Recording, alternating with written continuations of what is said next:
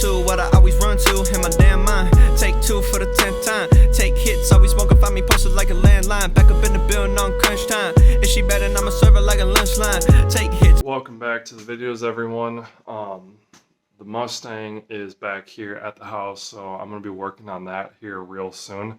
I have a lot of really cool stuff that I want to be doing to it. For right now, I'm working on Lunch Money, the Civic. The gist of it is, when I was at the track in Iowa, one of the guys who was like working in the field watching the cones told me how when I was under hard cornering loads and one of the rear wheels was unloaded, the wheel was like physically moving up and down a lot when it was off the ground, as if it like was not being settled by the shock. And I don't think as if it was like blown or something. I don't think these are blown. They're Koni oranges and they're only like 2 years old with not that many miles on them. They could be blown, especially because with the heavier wheels, it could be a lot more stress on them, but I don't think that's it, because when I'm driving and I look behind me at where the strut comes, or the like shock center rod and the shock comes through the chassis, it's moving around in the bushing a lot, like way more than it should. And I can tell it does that with the front too when I bounce the car up and down. So for tonight at least, I'm going to take the rears out and see if I can't like compress the spring and then take the top hat apart and see if I can get the bushings seated and like put some extra washers in there or something, get the bushings seated and get it like put together better, so that way the car handles better.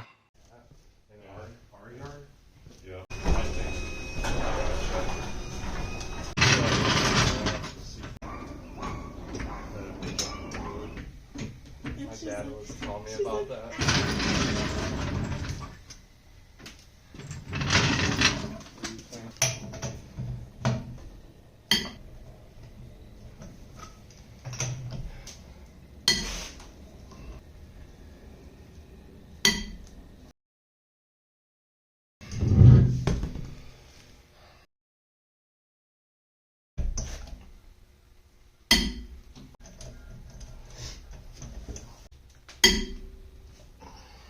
Well, it costs like $220.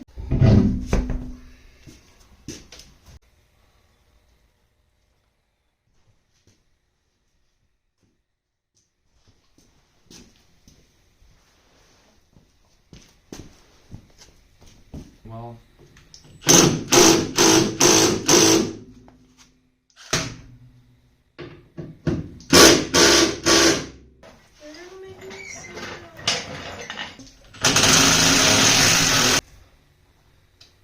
Cara.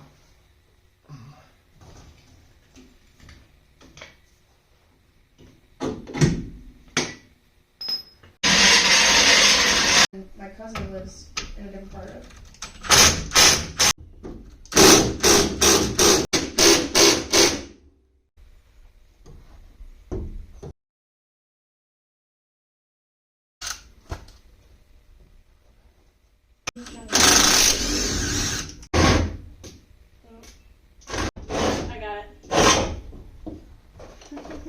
Alright, we got the coilovers out. You guys can see there's actually evidence of the bushings moving around too much, because you see all of this and this is like just coming off when the bushings moving around too much. You can see like fragments and shrapnel of the bushings. So we gotta get these apart and figure out how to assemble them better.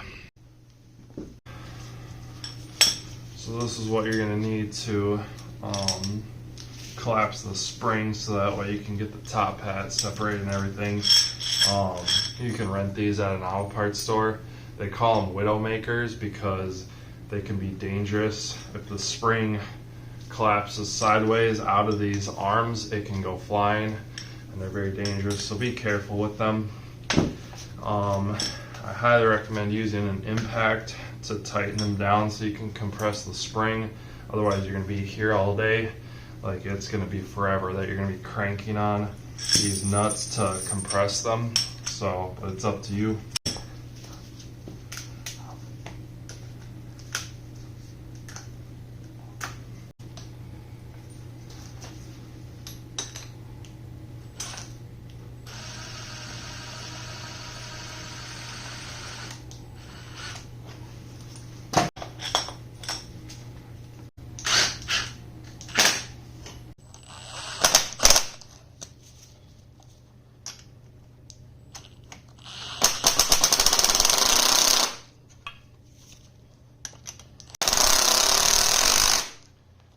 Notice how I'm doing minimal amounts of compression on each side. I'm not just going crazy on one side and then going crazy on the other.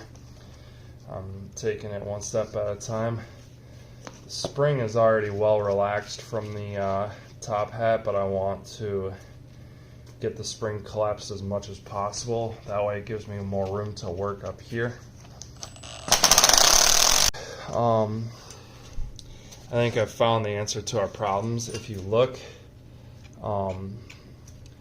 with this bushing installed and everything, I can just kind of move the top hat around. So that's a dead giveaway that this is installed wrong.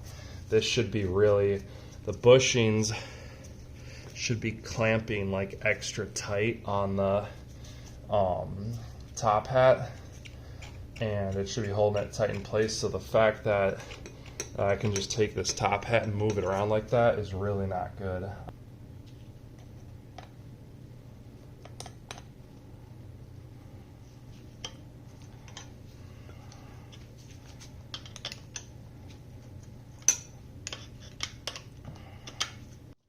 Okay, so I've been looking over the bushings and all that, and I think I have a solution to the problem. If you see here, when I put these two bushings together, this is how it sits in this top carrier. And there's only like the lip inside this top hat is only so thick, but you have these two little like extrusions here on the bushings that kind of push them outwards. They can only and they're actually fit inside. You can see they actually fit inside that top hat. And so with those extrusions, they only allow the bushing to like come together so much. You now have this big gap between them. So I think what I'm going to do is just cut these extrusions off. So where it tapers up, it's just going to be flat then instead of having these extrusions. And then for this center center pin, I think what I'm going to do is cut the length down on this, because this is limiting me on how much I can actually, like, for lack of a better term, it's only allowing me to crush these bushings over, these go on each side of the top hat. It's only allowing me to crush these and like mold them to the shape of the top hat so much. And in order for this to be installed properly, I need to be able to kind of like squash these over the top hat as best I can and make sure that the center rod is held tight over this top hat. And in order to do that, I think I'm going to take down the height of this so it's not so limiting. So that's the game plan. I'm going to start by cutting these bushings and seeing where that gets me.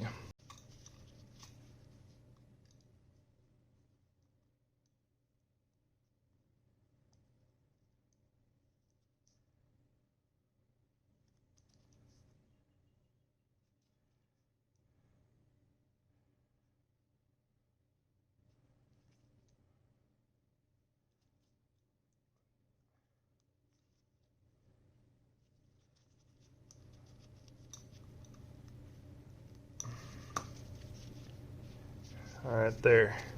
You can see how now it's a lot more flush. So with the bushings being cut, it's significant. Well, actually, no. It's about the same. It's better.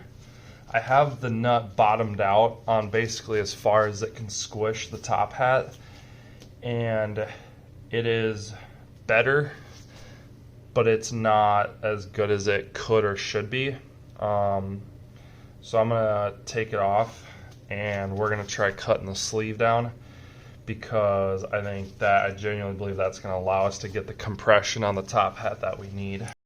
The other thing real quick, while I have the shock apart and everything, I'm gonna go ahead and remove the coil spring from the shock, because take it off, because I'm gonna just test to see how, I'm gonna test to see what the shock is like and if it's blown at all. I doubt it is, but I want to check the seals. It does look like it is leaking like a little bit. There's a tiny bit of oil, but I don't think the seal's like leaking or blown, because there's not like, it's not like leaking out all over the shock tube. It's just probably residual oil. But the other thing what you got to do is you just compress the shock down all the way. And if it comes out on its own like this, then it's still good. But if you compress it and it doesn't even want to come out, then it's pretty much blown. This is still like very good, because there's like a lot of resistance when I push down on it. So hopefully when we get these put back together, the car actually handles like the way it's supposed to.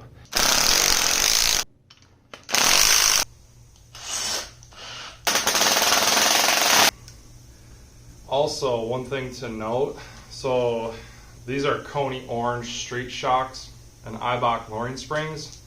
These top hats having problems is not like one of their faults.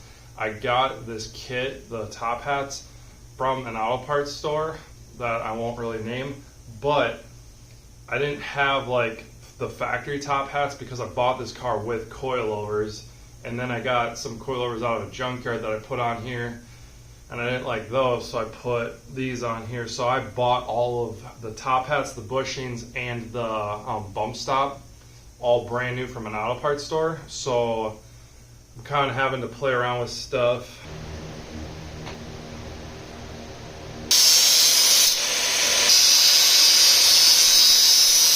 You can see here, all I'm doing after I cut it is I'm kind of like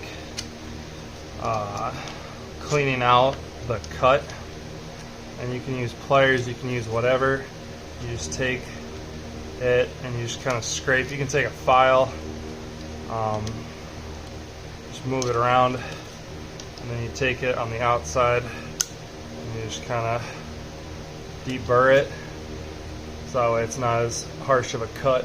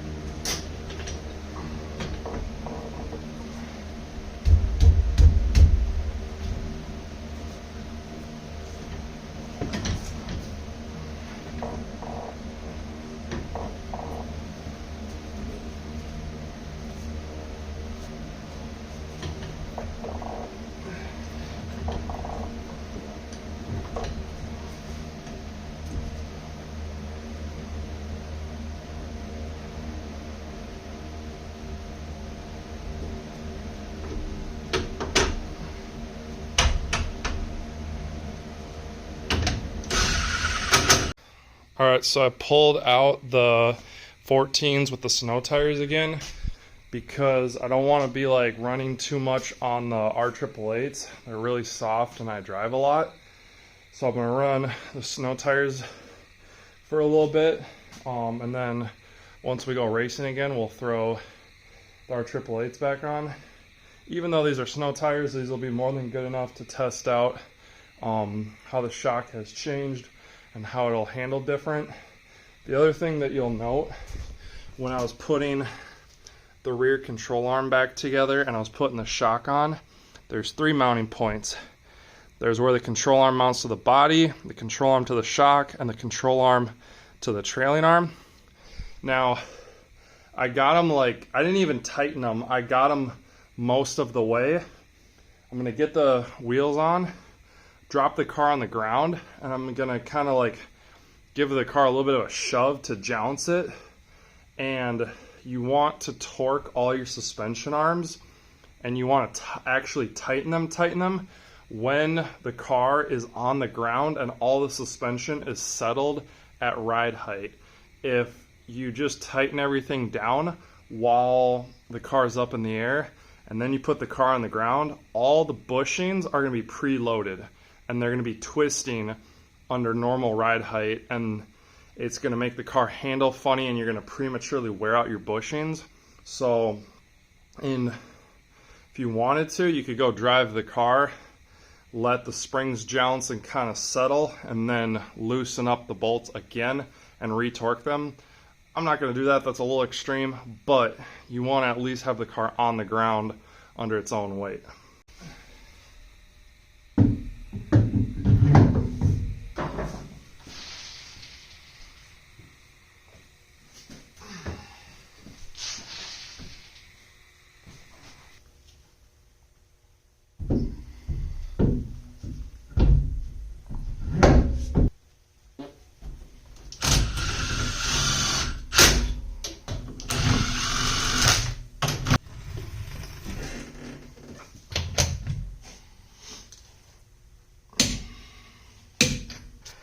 And when you are torquing lug nuts, you want to do what's called the star pattern, depending on if it all is going to change depending on if you have a 4, 5, 6, or 8 lug.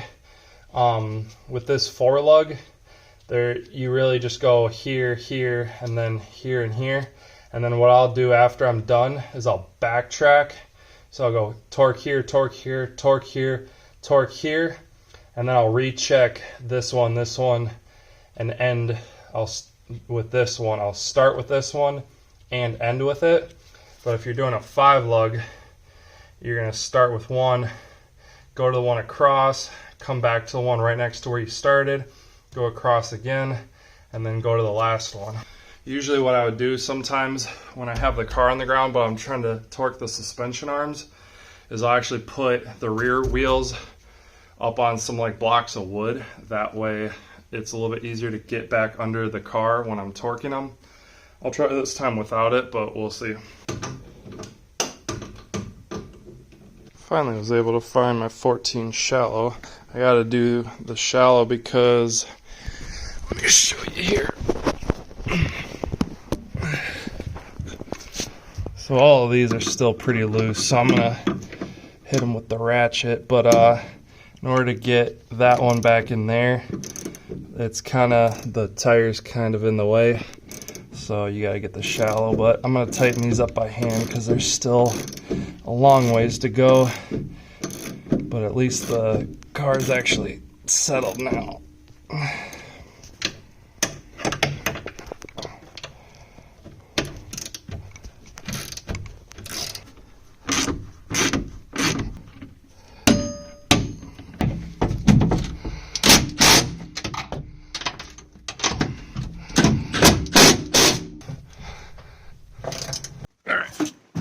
So I'm just moving cars around right now. But I couldn't get the front tires swapped over last night because, well, I could have, but I didn't want to because I didn't want to be like making noise with the impact and everything real late at night. So I'm gonna get those swapped over real quick. But once I'm done with that, I'm gonna take it for a test drive. And we'll see if they ride any different or handle any different. I think the ride quality is going to be the biggest thing that's going to be impacted, but we'll see.